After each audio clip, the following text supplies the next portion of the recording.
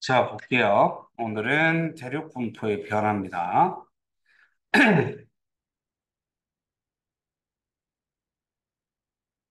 자, 제일 먼저 고지자기라는 말이 나오는데, 일단 지구 자기장부터 먼저 얘기를 해봅시다. 자, 지구 자기장이라고 하는 것은 지구 자기력이 영향을 미치는 공간을 지구 자기장이라고 불러요.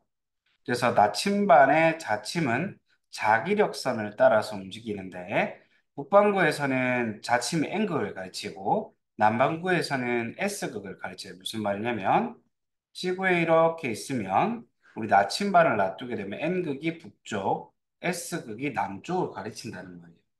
그럼 지구를 하나의 커다란 자석으로 봤을 때 쭉 따라 올라가면 여기가 뭐가 되겠어?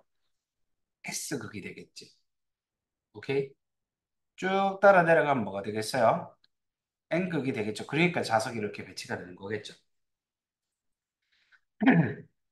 자, 그래서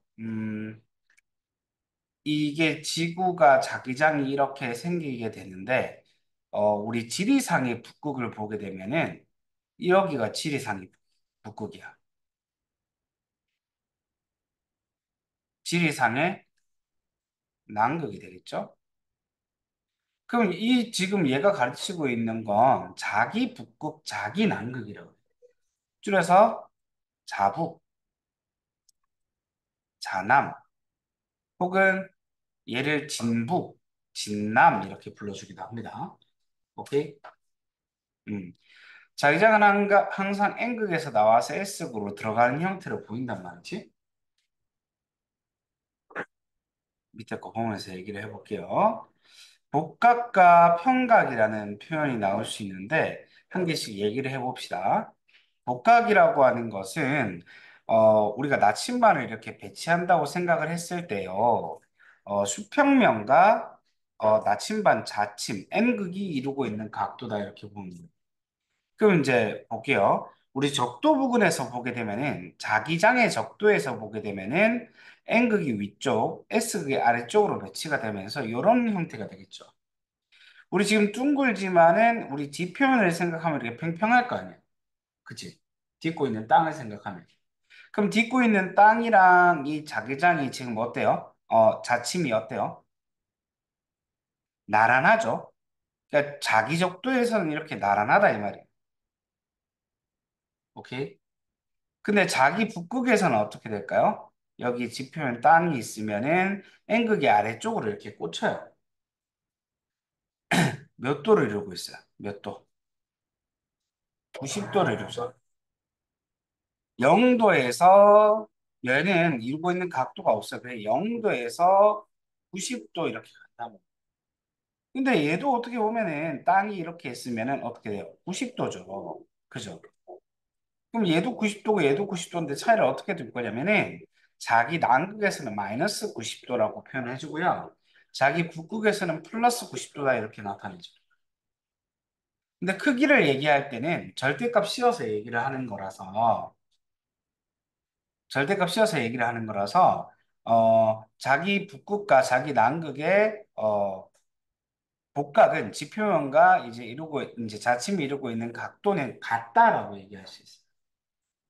오케이? 마이너스 플러스 생각하지 말고 숫자만 보면 돼. 됐나요? 어,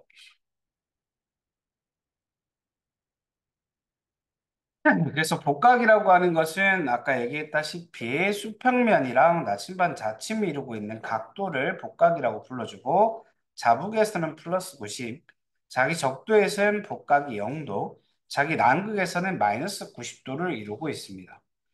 복각은 그런 거고 편각은 무엇이냐? 어떤 특정 지점이 이렇게 있다면 특정 지점과 진짜 북극, 그 다음에 자기 북극이 이루고 있는 각도를 우리가 편각이라고 불러요.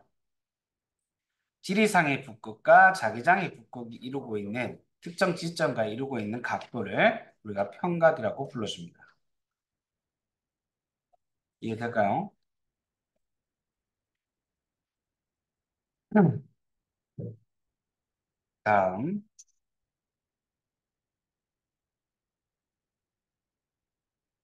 자, 고지작이라고 하면은 옛날 지구 자기장이라고 얘기해 줄 수 있어요. 이게 무슨 말이냐면 이 자기 복각, 그러니까 자기 남극이랑 자기 북극이 고정되어 있는 게 아니에요. 자북이랑 자남이 지금은 지리상이 북과 지리상이 남극과 한 5도 정도의 각도를 이루고 있단 말이야. 우리가 나침반 N극을 쭉 따라 올라가도 북극으로는 못 가. 지리상이 북극으로는 조금 더 뒤틀린 데로 간단 말이야. 근데 이 자북이랑 자남이 고정적인 게 아니라 바뀌어요. 이게 고정적인 게 아니라 계속해서 바뀌어. 그래서 예전에 자기장의 북극과 자기장의 남극을 이제 추정해서 어, 물체, 그러니까 암석의 위치를 나타낼 수 있는데 이게 어떤 식으로 볼 수 있는 거냐면 땅 속에 남아있는 마그마가 형성되어 있을 때 마그마가 이렇게 뚫고 올라오면은 땅을 그 마그마 안에 성분에 자기장 성분이 좀 있을 거 아니야. 자석이 될 수 있는 성분들이. 그러면 걔네들이 예를 들어서 그때 자북이 위쪽에 위치되어 있었다. 그러면은 얘들이 나와가지고 어떻게 되겠어요?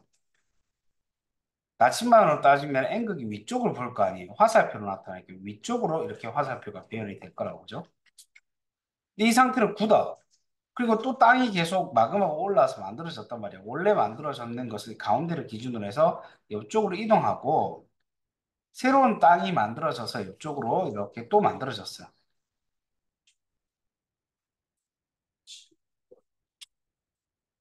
그럼 자북이 잠깐만 자북이 이렇게 있으면 잠시만요.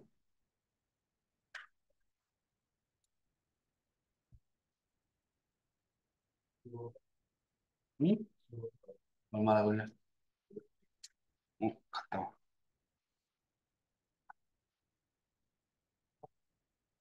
이집 뭐 가지고 있어?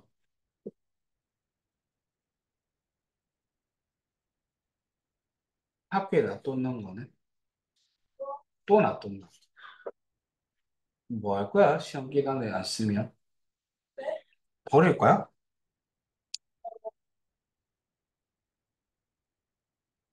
일단 그거 풀어봐. 시험 범위까지.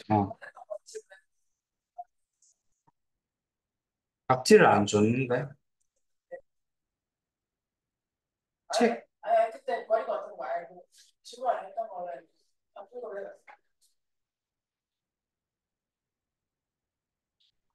일단 그거 풀어봐.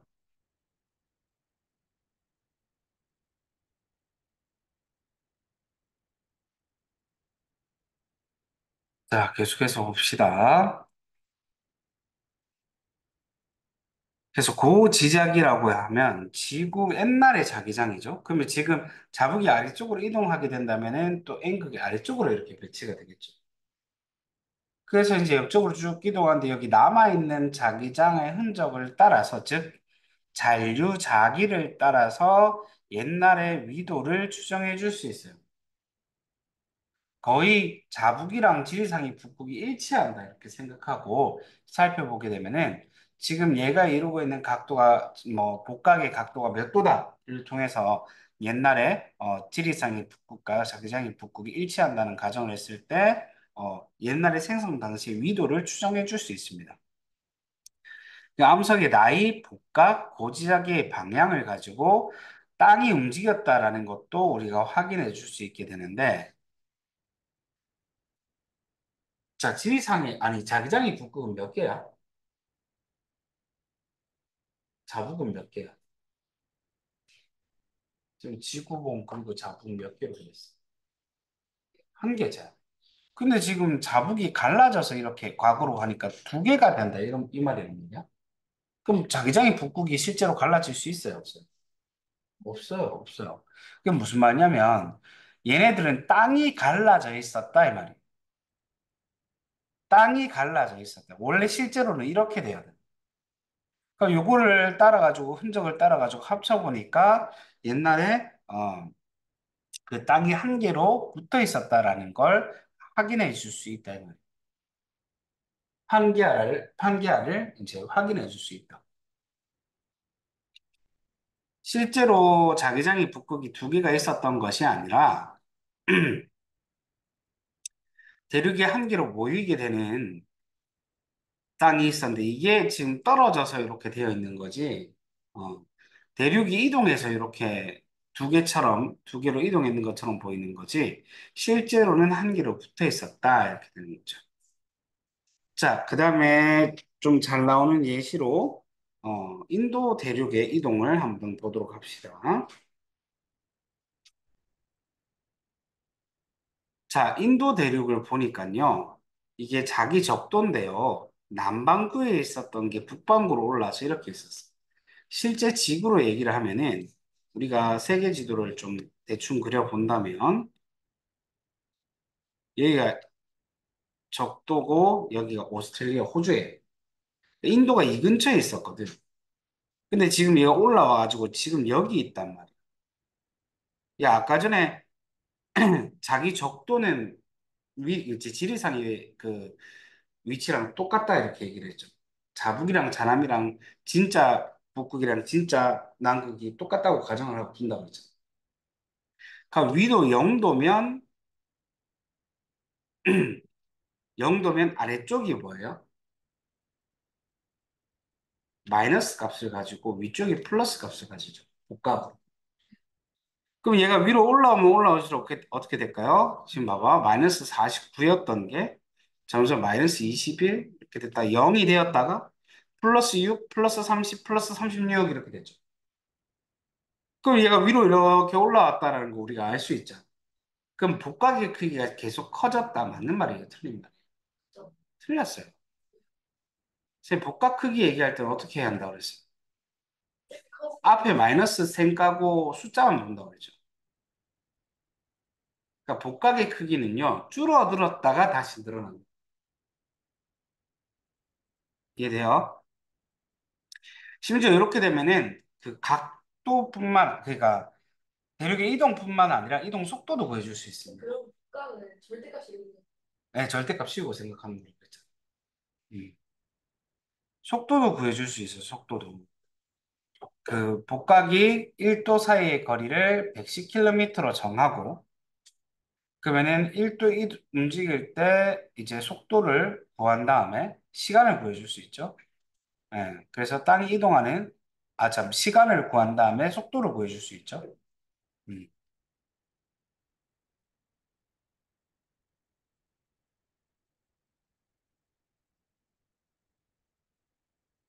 자, 고지자기의 크기의 겉보기의 이동 경로와 대륙 이동 경로 보도록 할게요. 그림은 현재 대륙의 위치와 시기별 고지자기 극의 위치를 나타낸 것이다. 아까 전에 얘기했어요. 고지자기의 극은 이 대륙의 고지자기의 방향으로 추정된 지리상의 북극, 즉 지리상의 북극과 뭐를 일치시킨다는 거예요. 자기장의 북극을 일치시켜서 생각하겠다 이 말이에요. 그러면 봐봐. 실제 지리상의 북극은 변하지 않았다 그러면 자기장의 북극도 변하면 돼요, 안 돼요? 안 되는 거예요. 그래서 보니까 자, 지금 0MA 떨어져 있는 현재 0MA의 지리상의 북극으로부터 75도 떨어져 있고 200MA에는 지리상의 북극으로부터 15도 떨어져 있다. 지질시대 동안 지리상의 북극의 위치는 변하지 않았기 때문에 대륙은 200mA에서 지리상의 북극에서 약 15도 떨어져 있는 고위도 지역에 있다가 점점 남쪽으로 이동을 했고 현재 지리상의 북극에서 약 75도 떨어져 있는 저위도의 위치로 이동한 것으로 우리가 추정해 줄 수 있다 이런 얘기인데 뭔 거지 같은 소리인지 한번 확인해 볼게요.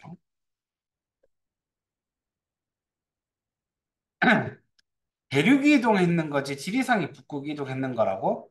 그게 아니라고, 그죠? 그러니까 지리상의 북극이 200만 년 전이야. 이게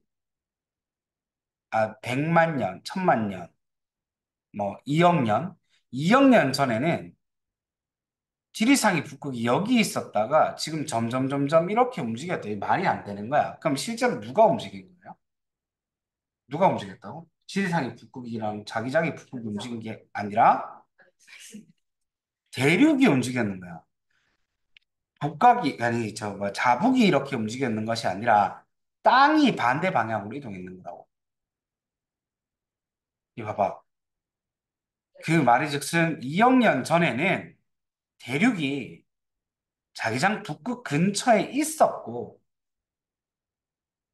시간이 지나면서 자기장 북극이 이렇게 멀어진 것이 아니라 대륙이 자기장의 북극으로부터 점점 멀어지게 되었다. 이거야. 음.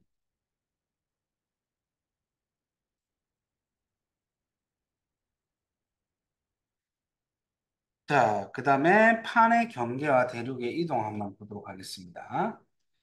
판의 경계의 종류는 이제 발산, 수렴, 보존형 경계가 있습니다. 판이라고 하는 것은 우리가 우리 지구 겉부분이 이렇게 있어요.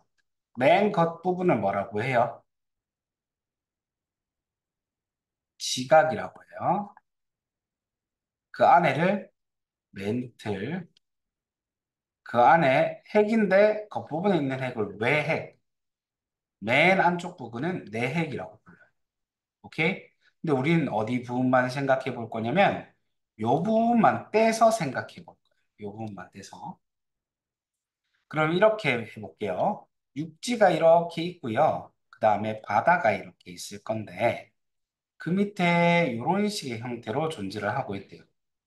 잠깐만 조금 더 디테일하게 그릴게요.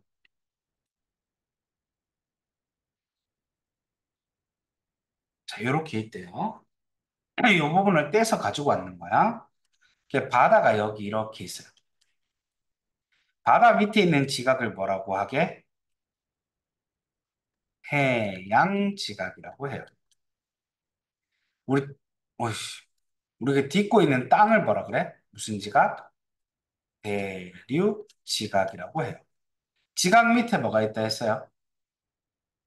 멘틀. 이 밑에 부분은 멘틀이에요. 멘틀은 사실은 크게 상부 멘틀이 있고요. 하부 멘틀이 있어요. 상부 멘틀, 하부 멘틀이 있는데 상부 멘틀 중에 겁나 딱딱한 부분이 있고요. 겁나 연약한 부분이 있어요. 그래서 우리 지각으로부터 딱딱한 부분까지를 뭐라고 불러주냐면 암석권이라고. 그림이 조금 잘못되는데 0km부터 한 100km 정도까지를 암석권이라고. 그다음 100km에서 400km 정도까지를 살짝 쿵 녹아 있는 상태예요. 음. 살짝 쿵 녹아 있는 것이 액체는 아닙니다. 유동성을 가지고 있는 고체 상태예요. 움직일 수 있는 고체다 이 말이야. 이 부분을 연약권이라고 불러요. 지난 시간에 했죠. 연약권이라고 부르고 연약권에서 뭐가 일어난다고 배웠어요? 멘틀의 대류가 일어난다고 배웠죠. 그럼 이 위에 있는 땅덩어리가 움직일 거란 말이야. 그럼 대륙 지각을 포함했는 딱딱한 부분이 움직일 수도 있고 해양 지각을 포함했는 딱딱한 부분이 움직일 수도 있겠죠. 대륙 지각을 포함했는 딱딱한 부분을 대륙판이라고 하고 해양 지각을 이루고 있는 딱딱한 부분은 지각과 함께 있는 딱딱한 부분을 해양판이라고 불러요. 그러니까 판의 종류는 이렇게 두 가지가 있단 말이야. 근데 이 둘 중에 누가 밀도가 크다 그랬어요? 해양판이 대륙판보다 밀도가 커요. 그럼 밀도가 큰 놈이 아래쪽으로 깔린단 말이야. 이건 좀 이따 다시 얘기를 하고. 그래서 멘틀 대류가 일어나는데 멘틀 대류가 아래쪽에서 이렇게 내려가는 부분도 있고 올라가는 부분도 있어요. 그럼 내려가는 부분에서는 땅덩어리가 위에 있는 땅덩어리에 부딪혀요. 만나는 거. 이게 땅이 만나는 것을 수렴형 경기라고 불러요. 그러면 멘틀 대류가 이렇게 올라오는 부분에서는 양쪽으로 밀린다란 말이야. 이거를 발산형 경기라고. 오케이? 그 다음에 발, 발산형 경계에서 땅이 갈라지는 이 부분을 해령이라고 하는데 해령과 해령 사이를 뭐라고 불러주게? 이 부분을 오존형 경계. 이해될까요? 그래서 땅이 갈라지는 부분, 땅이 이제 부딪히는 부분, 각각 발산, 수렴, 그 다음 땅이 비껴 지나가는 부분을 보존형 경계라고 불러준다고. 자, 자세히 볼게요. 근데 속도 차이에 의해서 달라질 수도 있어요. 발사형 경계 중에 오른쪽이 더 빨라. 왼쪽은 느리고. 그럼 어떻게 되겠어요? 또 가운데가 갈라지겠죠. 그래도 발사형 경계. 또한 얘가 느리고 얘가 빨라. 그러면은 땅과 땅이 부딪히겠죠. 그럼 또 수렴형 경계라고 불러줄 수 있어요.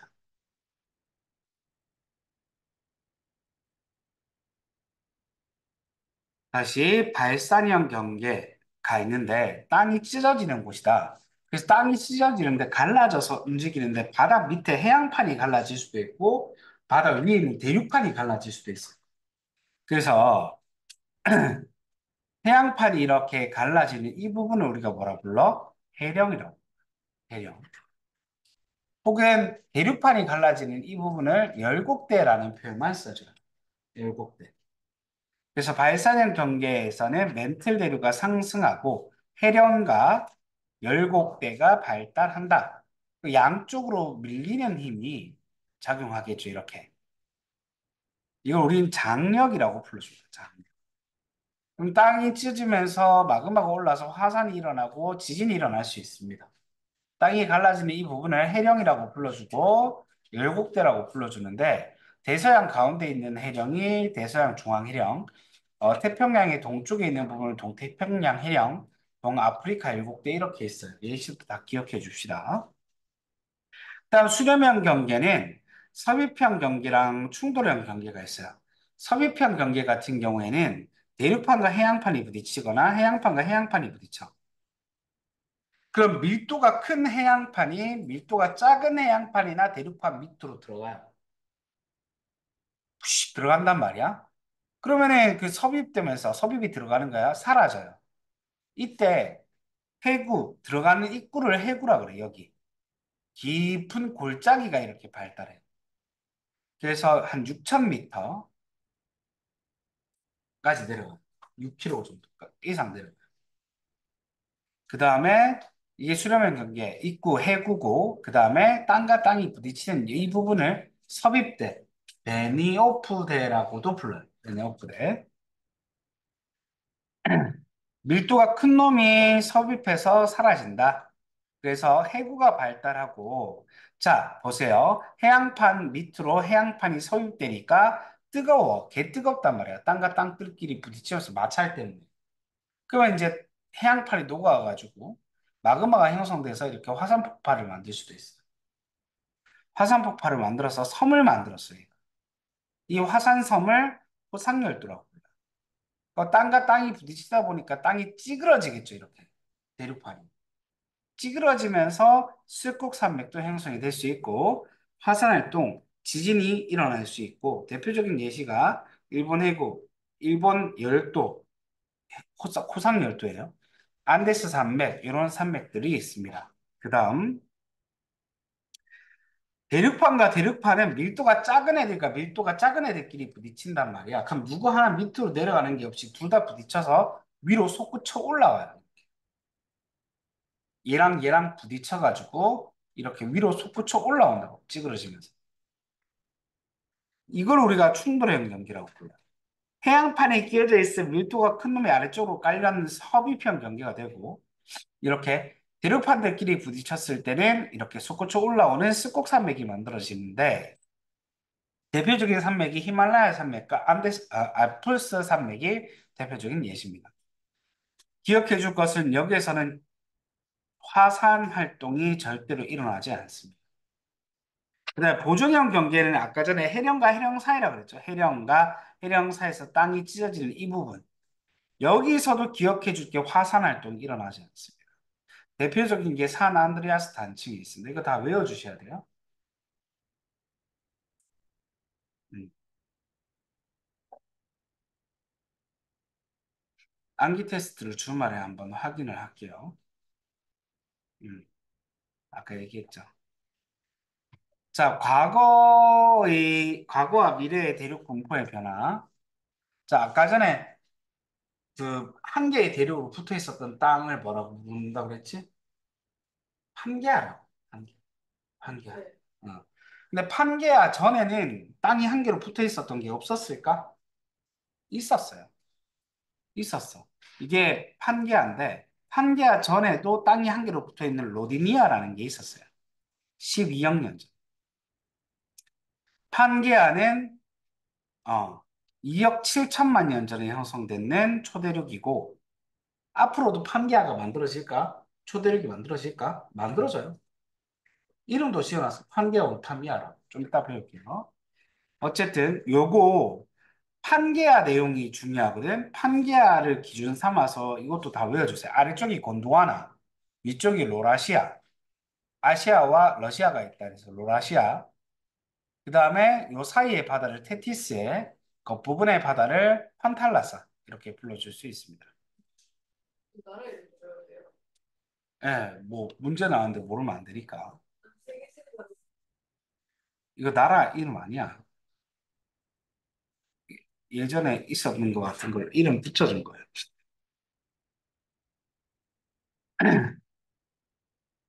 그래서 판게아가 형성되고 나서 이제 점점점 땅이 뜯어지면서 지금의 형태로 바뀌어지게 되었는데, 그래서 판게아가 분리되고 나서 순서 기억해 주세요. 대서양이 형성됩니다. 1억 5천만 년 정도 전에 대서양이 열리면서 로라시아와 gond와나가 거의 분리가 되었고, 다른 대륙들이 남극 대륙에서 분리되어서 북쪽으로 이동하게 되었습니다. 그다음 남대서양이 확장되었습니다. 1억만 년 전에. 그 다음에 히말라야 산맥이 6천만 년 전에 형성되었어요. 6천만 년 전. 생각보다 얼마 안 된 거야. 미래의 변화. 미래에도 대륙들이 합쳐고 분리가 되는 이제 과정이 반복될 건데, 뭐를 기준으로? 지금은 동아프리카 열국대를 기준으로 땅이 갈라지고 있기 때문에 여기에 새로운 바다가 이렇게 만들어질 거다라고 볼 수 있습니다. 새로운 바다가 만들어질 거다. 아프리카 동쪽에 있는 부분에.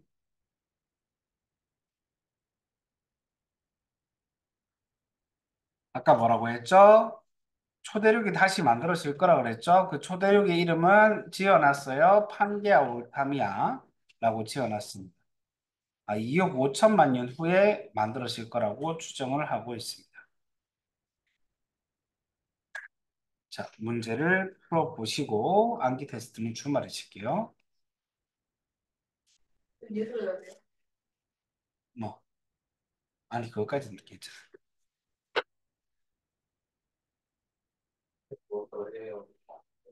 잠깐만.